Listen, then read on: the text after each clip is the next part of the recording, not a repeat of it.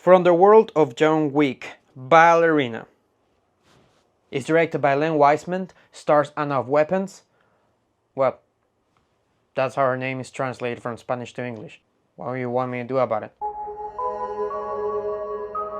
Now seriously, Ana de Armas plays Eve, an assassin that is on a quest for revenge against a cult of assassins that apparently kill for sport.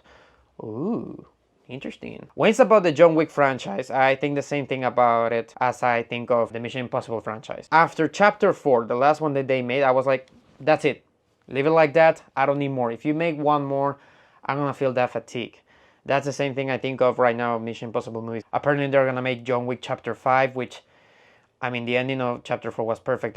That's another subject. But yeah, I was just like, I'm gonna watch another movie with action sequences that are entertaining, are brutal, but feel kind of repetitive, and the shots are kind of boring. I don't think the action in the John Wick films are perfect. Sometimes they feel very repetitive. Sometimes John Wick is doing the same thing over and over again, the same movement or using the same weapons. And the fights are very static. And I don't know, I just don't feel the punches all that much in those action sequences. I was surprised by the action in Ballerina. In fact, I wasn't that surprised because Len Wiseman is a great director. If you've watched Underworld, which I haven't seen Underworld, but I have seen some shots of Underworld, and I've seen Live Free or Die Hard, which is a very underrated Die Hard movie. He's great directing action movies. And this film looks incredible. Just with the sound design, it's enough to pay for a ticket to watch this film in the theaters. The action never feels repetitive. The filmmakers always find new ways for her to kill people, and sometimes it's very brutal, sometimes she explodes people and they become like lasagna and all that stuff, you know? It's really entertaining. For the most part, I was really happy with the action sequences. They are also well shot, and the punches, you feel the pain, and I love that. I love the fact that this film has some aspects that have improved since the last John Wick films. That being said though, the first half was basically what I expected the film to be, a little bit. Basically girly John Wick killing people in nightclubs like John Wick or in the Continental Hotel. And I was just like, okay, this is actually what I thought of the movie was gonna be. Also, the scenes jump from place to place in the middle of a moment, then in the middle of another moment, and you feel that you're trying to catch up with the character Ana de Armas.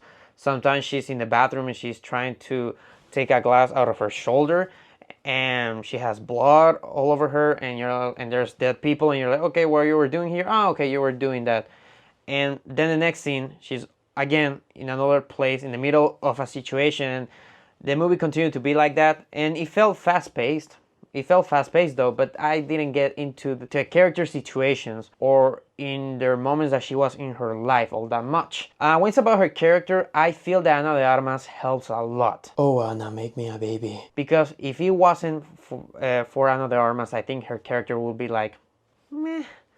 You know, she's doing a lot of things with the stunts. By the way, the stunt team here is great. Once Ana de Armas' character gets into this community where every single father, mother, grandparent is an assassin and wants to kill her, and all the kids are being trained to kill, the film gets better and finds its place. It feels also more tense because it's like, oh, what she's gonna do now? Because everyone wants to kill her. I mean, she gets into this bar and there's this lady that she seems innocent, but no, like the next minute she's trying to kill Ana de Armas as she can. So from that moment on, the movie got better. John Wick is in the film from here and there. He's not that much in the film, but the moments that he's in, he's amazing. Obviously, it's Keanu. He doesn't age at all. I was like, oh my God, we're gonna look like old men.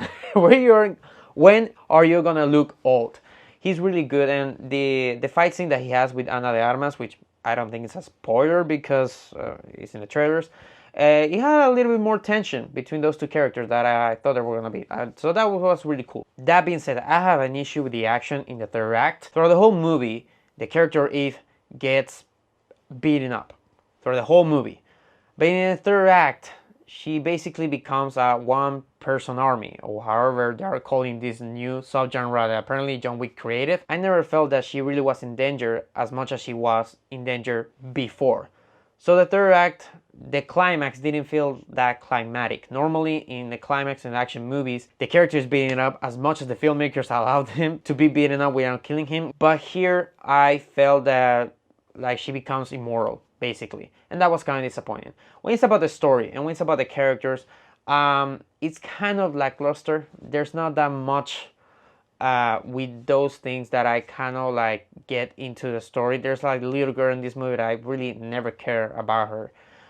The story, like I said, it's just like another revenge story with a character that is badass, but there's nothing special about her. It's not like John Wick that is like the Baba Yaga and this thing that happened to him. No, the thing that happened to Eve is what you expect. And also the villains, the idea of this cult of assassins is really cool.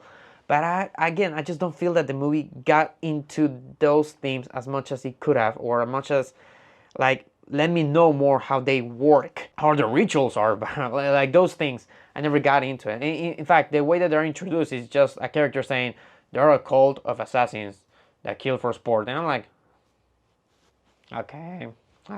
So yeah, there's a lot of ideas here. There's a lot of great action in the movie. It's a fun movie, but the ending, it's a setup for more. I don't know if what's gonna happen is gonna happen in the Ballerina sequel or John Wick 5, but something's gonna happen that's gonna continue this story. Also, there's a question that the movie never answers. From the first act, there's a question that I had with the story, because some characters say that there's this thing that they haven't revealed to the character. And I don't know if I missed that, but they never revealed what that is. So I guess they are hyping us for more because we want to know like that thing that she doesn't know. Still, I'm gonna give From the World of John Wick Ballerina a 7 out of 10. Thank you for watching like always, guys. I actually want to watch Chapter 4. That movie is actually pretty awesome. It's probably my favorite one of the entire franchise. So I want to watch it right now. I can't watch it right now. I have to edit this shit. So I'm going to hurry up. Thank you for watching and take care of your time. Oh, Ana.